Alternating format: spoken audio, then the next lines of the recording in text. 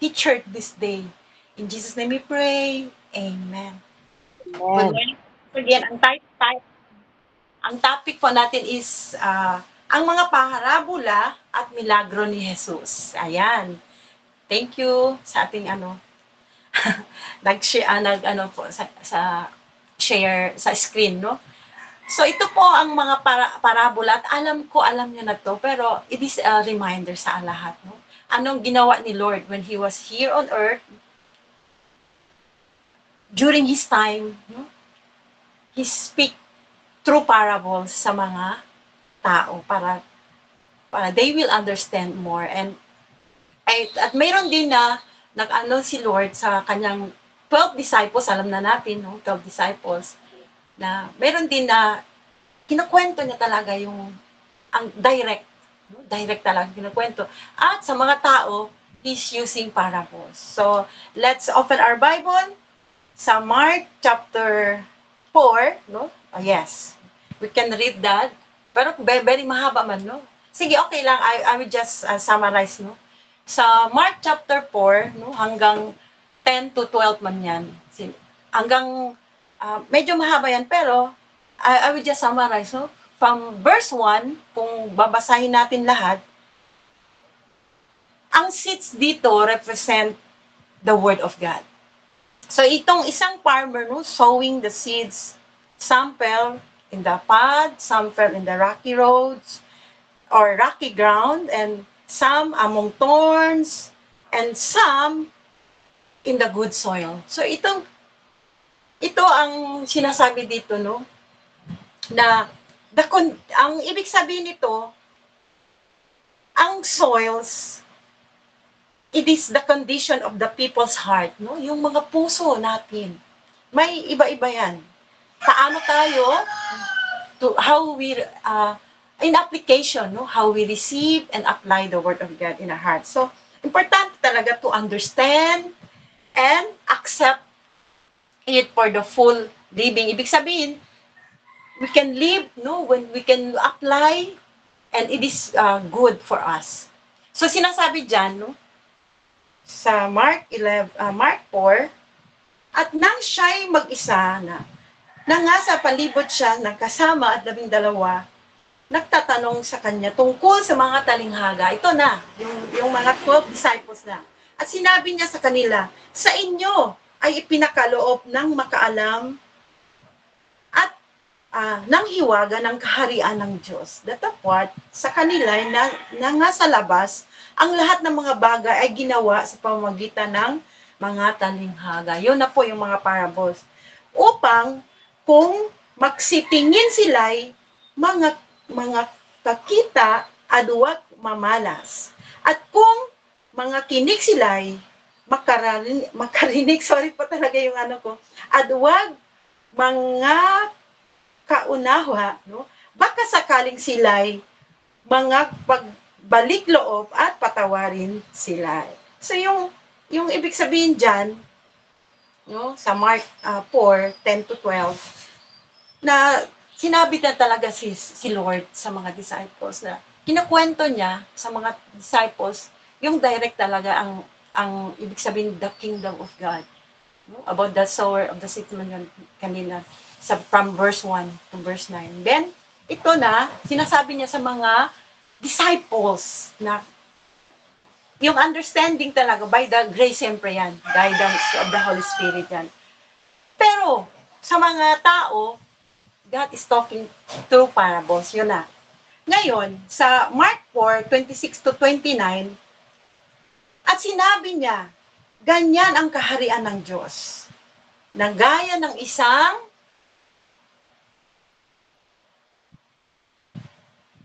okay, no?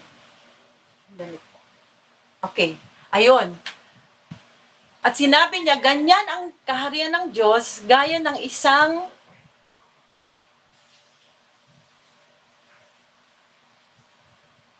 hindi ko talaga hindi ko makita kasi pasensya sobrang liit po. Okay. Sorry po talaga, no? I cannot see well. Okay. Kaitan, kalakihan da. Kaitan. Sorry po. Okay. Ayan.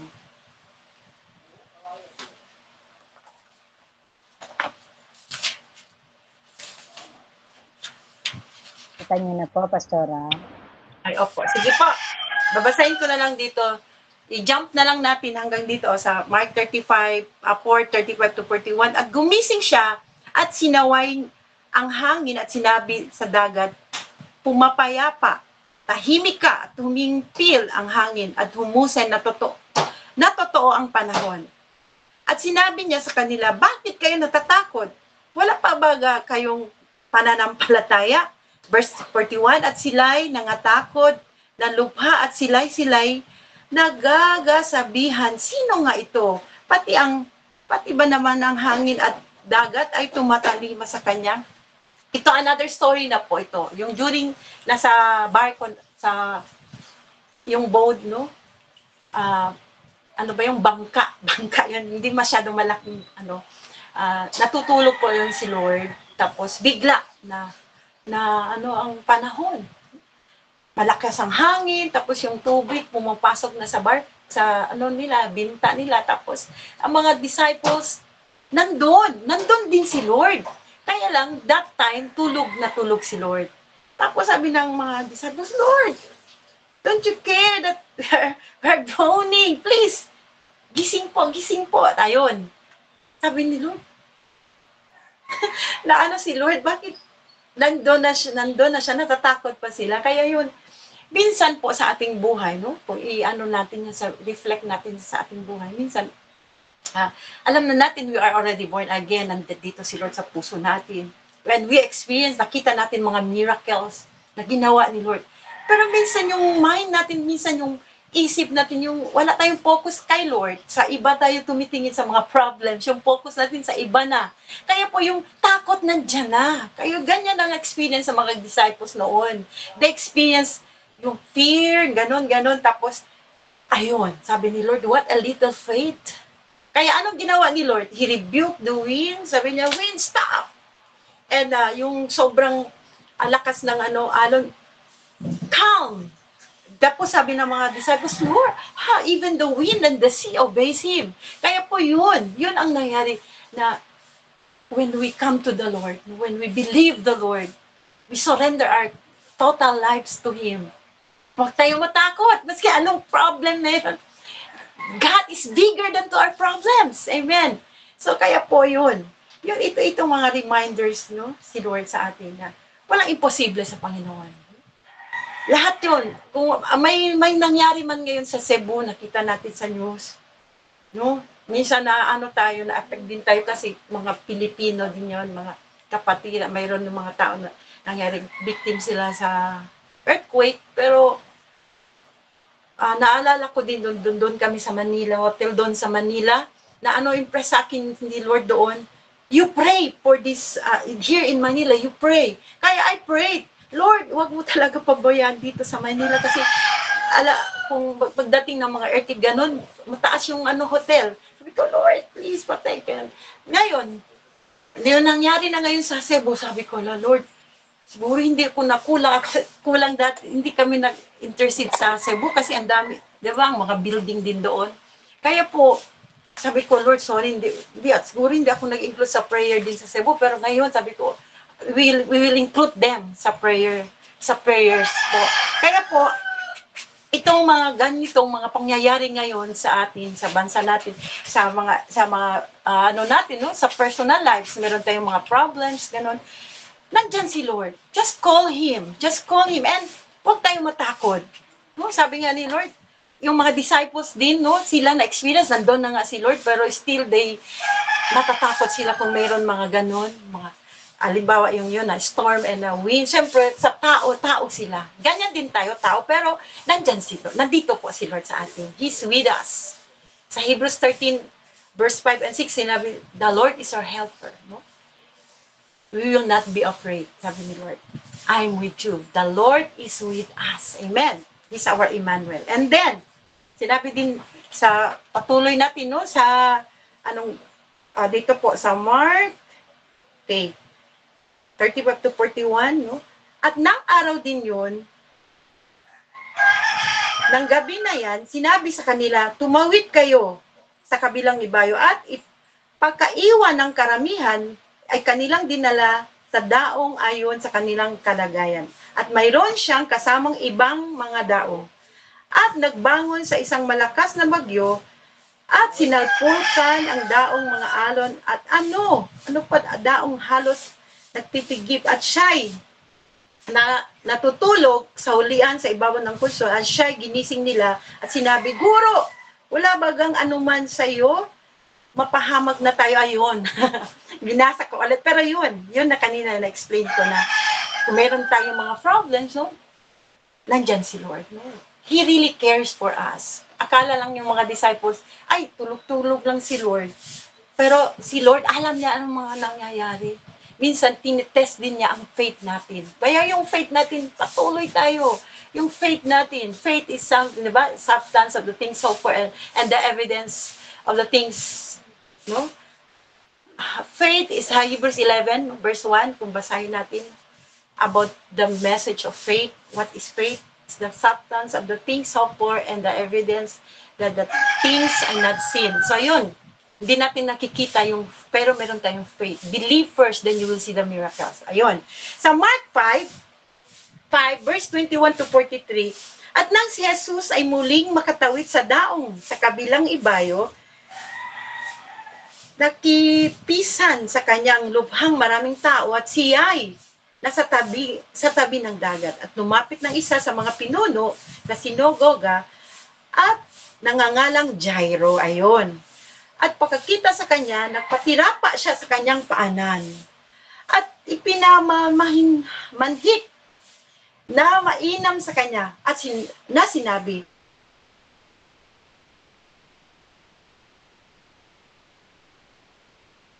ang aking puna ikaw ay pumaroon at ipatong mo ang inyong mga kamay sa kanya upang siya ay gumaling at mabuhay. Ayun. Tapos, no? Kung ikwento ko na lang, no? I-summarize ko na lang po, no? At siya'y sumama sa kanya at sinundan siya ng lubhang maraming tao at siya'y sinisiksik nila. At isang babae na may 12 taon nang inaagasan at siya'y napahirapan na ng maraming bagay ng mga manggagamot at nagugol na niyang lahat niyang tinatangkilik at hindi gumaling na kaunti man, kundi bakos pang lumulubha siya.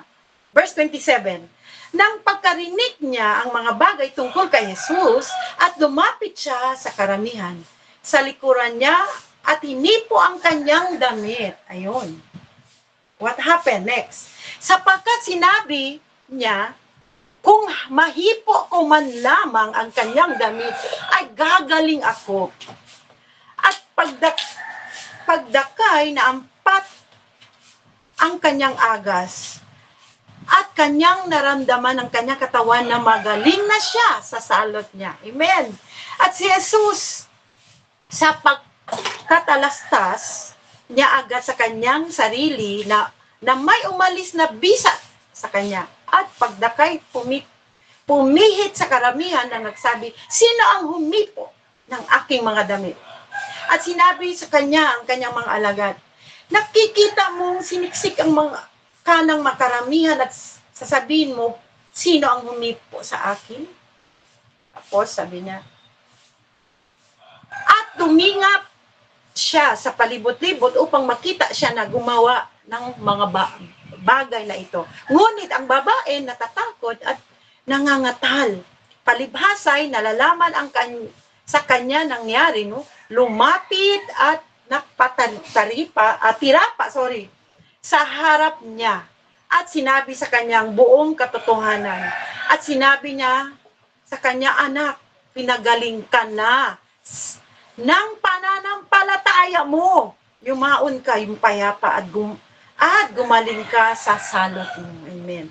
Samantalang nagsasalita pa siya, ay may nasa si dating na galing sa bahay na pinuno sa sinagoga na nagsasabi, patay na ang anak mong babae. Bakit mo pa pinabagabag ang guro? Ayun. Continue na lang tayo. Alam niyo yung story. This is a reminder, no? Datapwat hindi pinansin ni Jesus ang kanilang sinasalita at nagsabi sa pinuno ng sinagoga, huwag kang matakot. Mananampalataya ka lamang. Amen. At hindi niya ipinahintulot na sino may makasunod sa kanya, liban kay Pedro, Santiago, at kay Juan, na kapatid ni Santiago. Verse 38. At nang sa naksidating sila sa bahay ng pinuno ng sinagoga, napanood niya ang napakagulo at nagsitangis at nangabubuntong hininga ng labis. Ayun. Then, at papasok niya, sa kanyang sinabi sa kanila, bakit kayo'y nangagkagulo at nagsititangis? Hindi patay ang bata, kundi natutulog. At tawanan nila siya sa nililibag. Dadapwat nang mapalabas na siya ang lahat ng sinama niya, ang ama ng bata at ang ina nito, at ang kanyang mga kasamahan ay pumasok sa kinaroon ng bata. Verse 41, at pagpahawak niya sa kamay ng bata at sinabi niya sa kanya, Talita kumi, na kung liliwanagin ay dalaga, sinabi ko sa iyo, magbangon ka. Amen. So, bago tayo mapunta sa ano na po, no? Malapit na tayo matapos, no? I-summarize ko lang yung story, no? Yung di ba si Jairo, nag-ano siya, request siya ka, Lord, pwede ba punta kayo sa bahay ko kasi ang anak ko na may anak ako, may sakit, Lord, and I need you that you will be the one to touch her, to heal her, ganun. Yun ang ano niya, approach niya kay Jesus. Pero may commercial, no? Parang commercial, may dumaan na babae yung dumudugo for 12 years, no? Parang yung men siya, 12 years na po. Tapos yung babae, lahat po yung mga pumunta na siya sa doktor, lahat mga kayamanan niya naubos na sa pagbayad. Tapos, pero hindi siya gumaling, mas lalo siyang nalubha yung sakit niya. Pero, to make the long story short, nalaman yung babae na nandun si Lord. Dumadaan si Lord. Kaya itong babae, because of her faith, sabi niya, Lord, alam ko, hawakan ko lang even yung sit-sit ng damit niyo. Alam ko, gagaling at gagaling ko. Dahil sa kanyang pananampalataya. Kaya po, hinawakan niya yung sit-sit, yung damit ni Lord. And after that, the blood stopped. Yun. Kaya po, nararamdaman ni Lord. Sabi ni Lord, may power na lumabas sa akin. Sino humawak sa akin? Sabi ng mga disciple, Lord, ang daming tao, Lord. Marami sila nandyan sa'yo. Hindi, may humawak sa akin kasi may naramdaman ko, may power na lumabas sa katawan ko. And then yung babae nandun, kneel down siya. Sabi nga, Lord, ako po ang humawak sa inyo kasi alam ko, gagaling ako. So, anong sinabi ni Lord sa kanya? Go! Your faith is made you well. Kaya po yung faith natin. When we come to the Lord in prayer, hindi pa tayo nag-ask sa Panginoon. Alam na niya. But when we ask, when we come to Him by faith, kasi si Lord nandun naman siya sa heaven. Yung that time, nandito pa siya sa earth. Pinakita niya maraming gumagaling, maraming even no, sa paghawak lang sa kanyang damit. Kung susulat lahat sa Bible, kulang ang Bible. Ang daming mga miracles na ginawa ni Lord, hindi lang lahat nagkasulat sa Bible. Pero ang dami, kung sabi nga, marami talaga hindi tayo matapos magbasa. Pero praise be to God that we can that this is a reminder of how God is so great, how God is so good. And meron tayong faith like yung sa babae. Yes, God healed her because of her faith. Ganon din. Tapos sabi yung isang mga tao, ay, Jairus, wag ka na mag-ano kay Lord kasi patay ng anak mo. Yun, when Jesus heard that, sabi niya, ay, natutulog lang yung anak mo. Sige, pupunta tayo doon. Ayun. Pagdating nila noon, ang mga tao nakiiyakan. Kasi totoo naman, patay na yun. Pero anong sinabi ni Lord? Natutulog na yun. Kasi God is powerful. Amen? Yung death pala ng tao, parang natutulog lang din tayo. Na alam nyo, no, by God's grace, naalaala ko tuloy yung last 3 years ago, no, yung nandyan kami sa Bataan pala. Yung first time kami napupunta dyan. Yung words na, here I am, sent me. Yung that time may isang young people dyan. It is only by God's grace na na-remind din si Lord sa akin ngayon na I will not mention na lang her name, no? Si sister, no? Yung sinabi namin kay Pastor Russell, dala na namin to sa ospital. Yung during April yun, camp, no? Tapos nandun na, ang nanay nandun din. Sabi ng nanay, tumakbo na pa sa hospital that time. Tapos, sabi ng driver, kalimutan kasi brother, anong pangalan niya? Sabi niya, ano man, may pa siya, pulso. Actually, sa totoo, wala talagang pulso. Si sister, wala na talagang pulso. Wala talaga. Kasi maraming witness eh. Maraming nag-pulse sa kanya, wala talaga siyang pulse. Tapos, mga limang witness na sila. Hanap nila ng pulse, wala talaga. Pero sabi ko, mayroon. Ako, by faith, positive ako, mayroon pa siyang pulse. Sige na, dali na. Tapos sabi ko sa mama niya, sister, gusto niyo gigisingin natin siya? Sabi niya, opo. Sige. So, by God's grace, sabi ko, Lord, wag mo talaga kaming do not put us into shame, Lord. Kasi, trabaho niyo to, Lord. This is your work. Yung meron kaming camp dito, Lord. Sa inyo to, gawain ito ninyo, Panginoon. Wag niyo lagay sa kahihiyan, Panginoon, na may plano pa kayo sa buhay ni Sister, Lord. Kayo lang, gisingin niyo siya, Lord. Kaya yun po, I just press yung kamay niya. Sabi ko, in the name of Jesus, gising ka. Sister, gising ka, ganun. 3 times ako tapos bigla siya, huminga na siya. Sabi ko, Lord, thank you, Jesus. Nagtaka nga yung nanay. Sabi niya, ano daw kaya ang gagawin niya? Akala niya, may gagawin ako ng Akala niya, may tatawag ako, ganun. Pero, tinawagan ko si Lord. Amen? Kasi buhay pa ang Panginoon. He's a miracle working God hanggang ngayon. Even last year din, no? Maraming mga himala si Lord. Kasi may purpose pa siya. May plano pa siya sa mga buhay natin. Kaya po, patuloy po tayo maglingkod sa ating buhay na Diyos. Kasi itong downwatch na to, almost 3 years na to, hindi po to siyang sayang po. This is parang nagcha-charge tayo sa kuryente kung lobat tayo, i-charge natin salita ng Diyos, prayers, and then yung miracles na ginawa ni Lord. Totoo po ang Panginoon. Amen po? Kaya po, glory to God po. God is amazing. God is powerful. Until now, He's still doing miracles. Ako, na-experience ako miracle si Pastora Luisa. Marami tayong na-experience miracles. Kaya po, so, patuloy na po tayo, no? In short po, yung babae, bata, no? Nabuhay po siya. Yun din po, yung kasama natin sa church, dyan sa Bataan. Buhay na buhay po siya hanggang ngayon, professional na po siya ngayon, no? And dancer for the Lord. Amen. So, kaya po, walang imposible sa Panginoon. When we pray, believe, no? Believe first, then you will see the miracles. Kaya po, yung faith natin, yung trust natin sa Panginoon, hindi po sayang.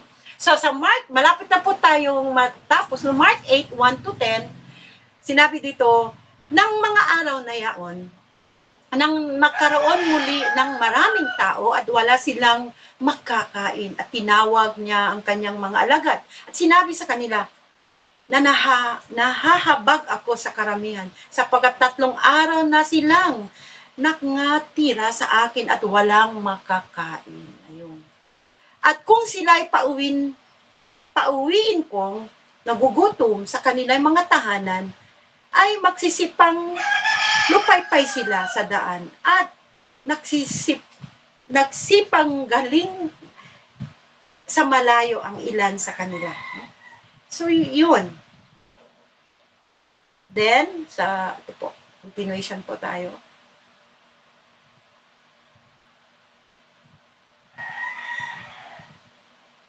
So, to make, no, kasi mahaba ito, ay ikwento ko na lang is to make it short, no.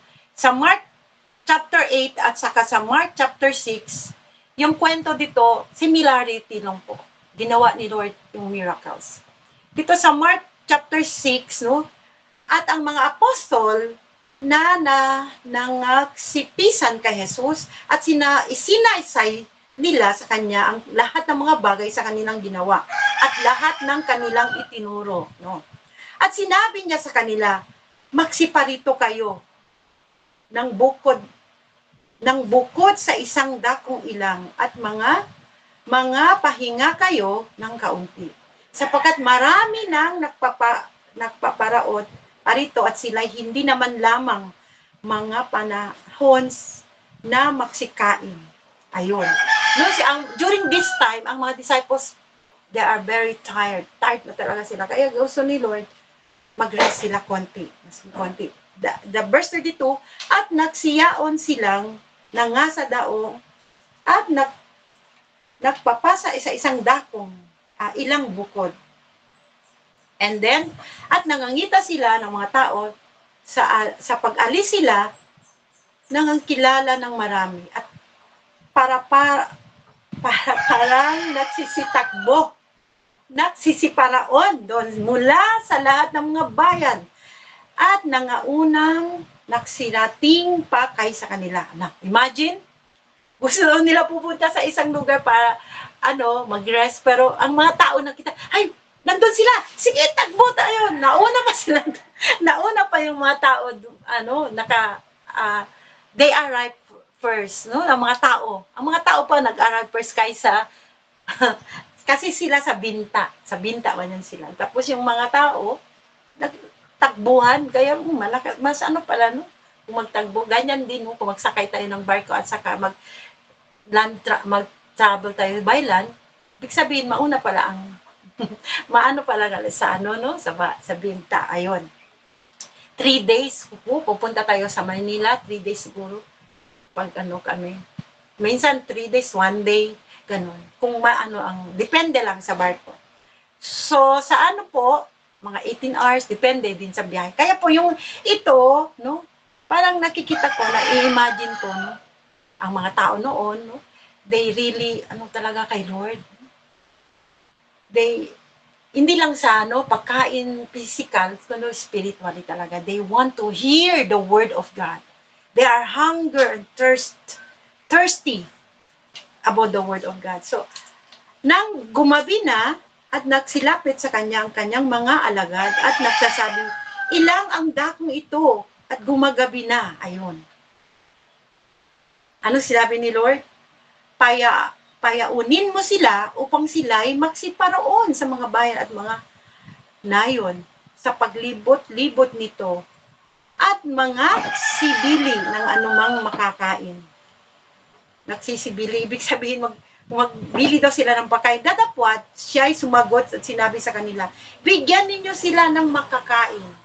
At sinabi nila sa kanya, magsisiyaon ba kami at magsisibili ng 200 dinaryong tinapay at ipakakain namin sa kanila? At sinabi niya sa kanila, ilang tinapay mayroon kayo?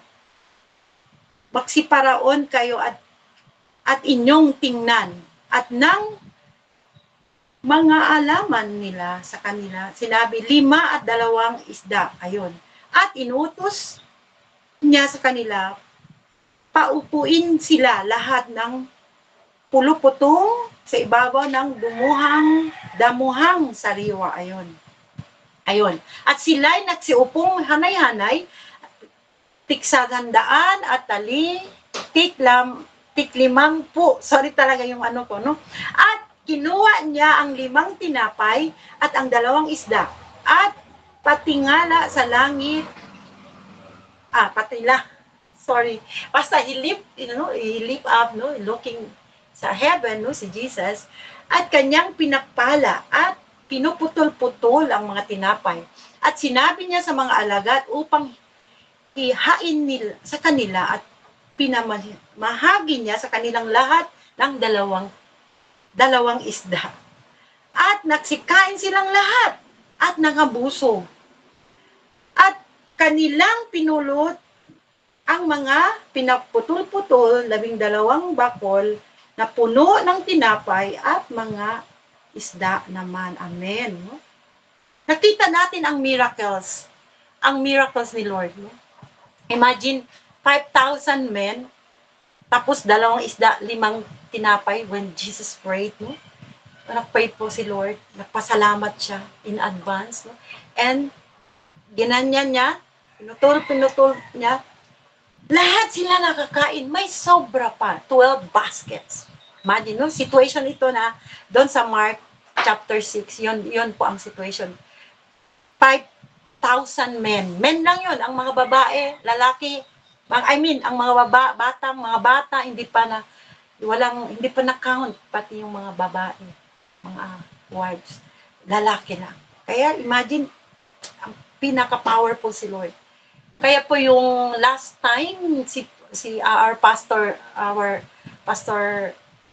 Joel, no, when he encouraged to mga pledges, praise be to God, no, how God is so great, how God bless the people of lahat po ng mga AGG people na tumulong.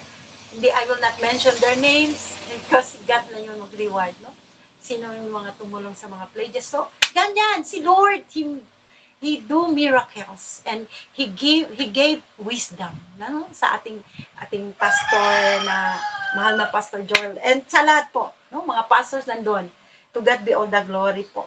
And yun din ang nangyari sa 2 pirasong isda, 5 pirasong tinapay. God made miracles. May sobra pa. Ganyan din si Lord sa ating, kung nakita natin, Lord, ito na lang pagkain namin, ito lang. When we pray, God will provide. Amen. Totoo po ang Diyos. He's so faithful. Kami nakita din yung mga miracles na ginawa ni Lord. Totoo po. Napakabuti ang Panginoon Diyos. Kung magsabi ako, konting testimony, no? Baka mahaba na.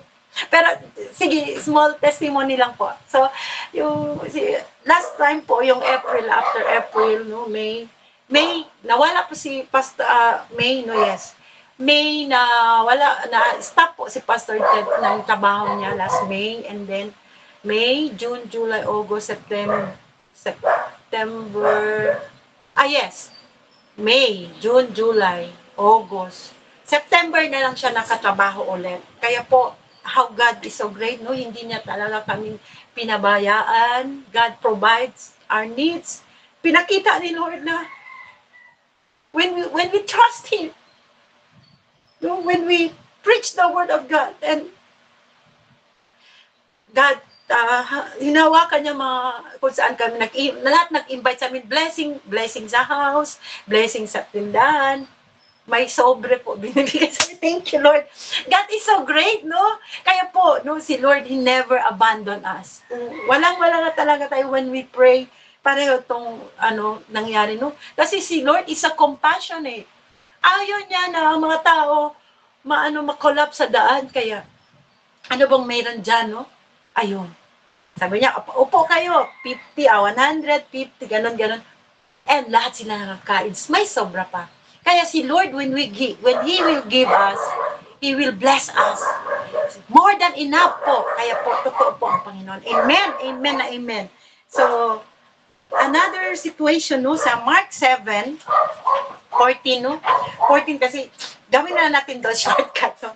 Mark 7, 14 to 23, at muling pinalapit niya sa kanya ang karamihan at sinabi sa kanila, pakinggan ninyong lahat ako at inyong unawain, walang anuman nasa labas ng katawan ng tao na pagpasok sa kanya ay makakahawa sa kanya. Datapwat ang mga bagay na nagsisilab labas sa tao, yaon ang nakakahawa sa tao. Kung ang sino man ay may pakinig, Ipakikinig ang makinig.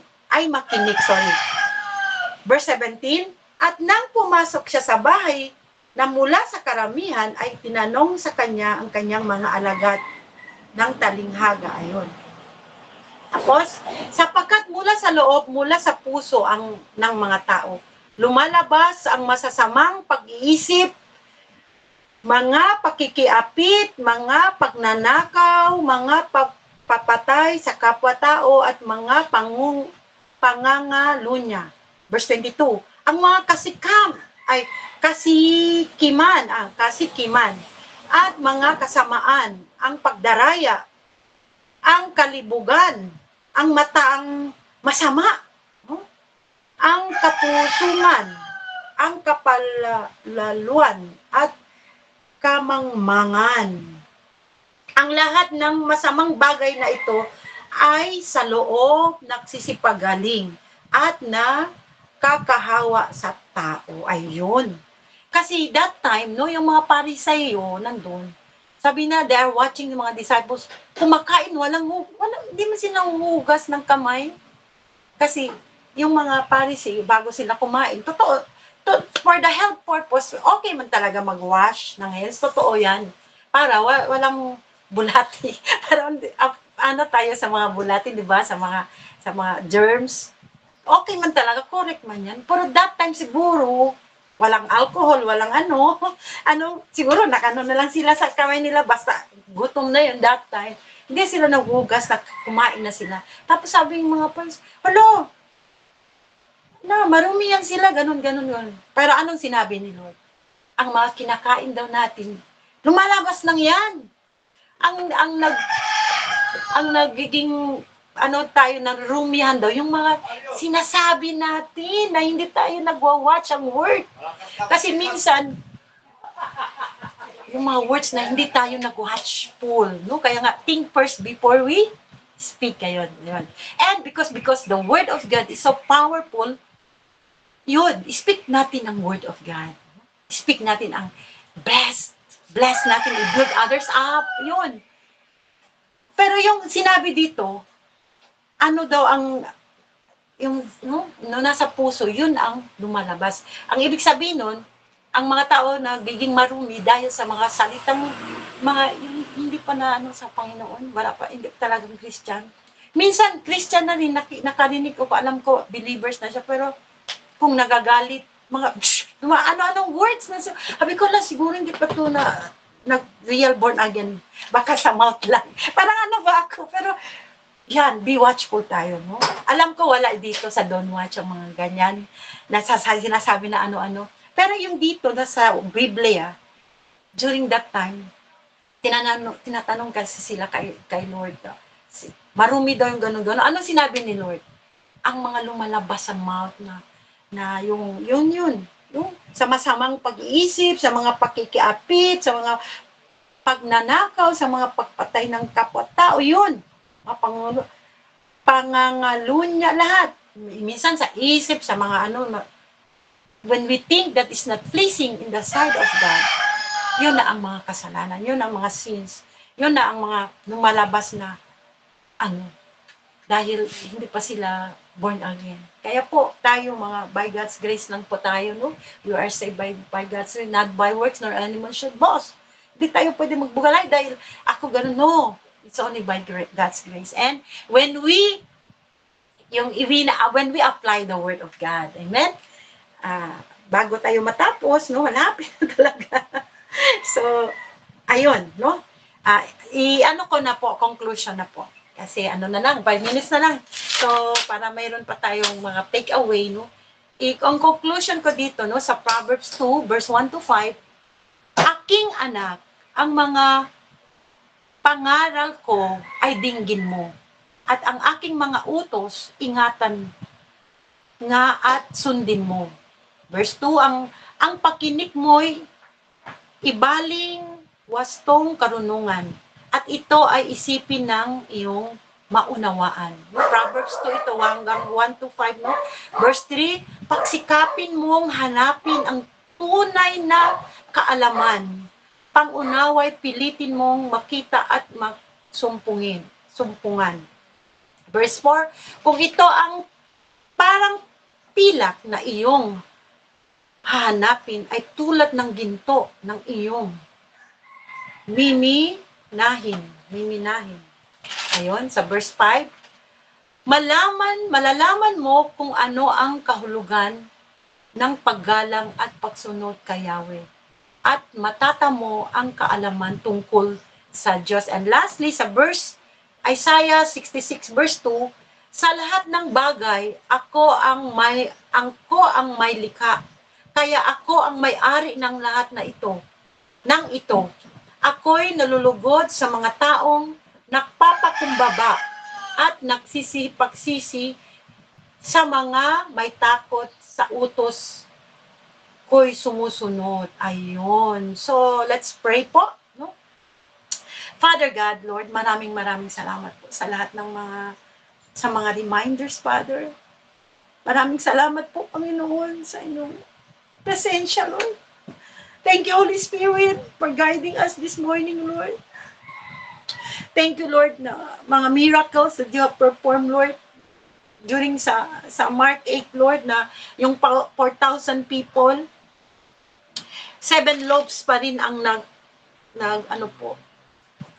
nabilin. Ibig sabihin, sobra. Marami kayong mga miracles that you have performed. Healing, yung 12 years na babae, Panginoon, you have healed her because of her faith. And kami po, ako po, isa po, na pinagaling niyo po ako, si Pastor Luis, ang dami pa po. Pati yung isang sa Bataan, Balanga po, yung si Sister po, how great thou art. At sa aming lahat, Panginoon, you have healed us when we were sick, oh God. When we were, wala kaming pagkain, you have gave us, oh God. Diyan po na pinakita niyo, Panginoon, hanggang ngayon, Lord, you're listening to us. Lord, forgive us, Lord, kung mayroon po na matigas yung puso namin, matigas yung puso namin na nasa rocky road or ano. Lord, you want us, makaroon kami ng heart na pareho yung good soil. It will bring maraming, paano man to i-grow, alam nyo, Panginoon. When we ask you wisdom, you will give unto us. And thank you for the forgiveness of our sins. Thank you, Lord Jesus, for dying on the cross to save all of us. Lord, bless all of us this morning and help us to examine ourselves where we are now, where we're standing right now, Lord. And help us, oh God, to continue, Lord, to answer your call where you call us, oh God. Thank you, Lord. Blessed be your name. In Jesus' name we pray. All of us will say, Amen. Good morning po. Thank you po. Amen. Amen. Thank you, Pastora.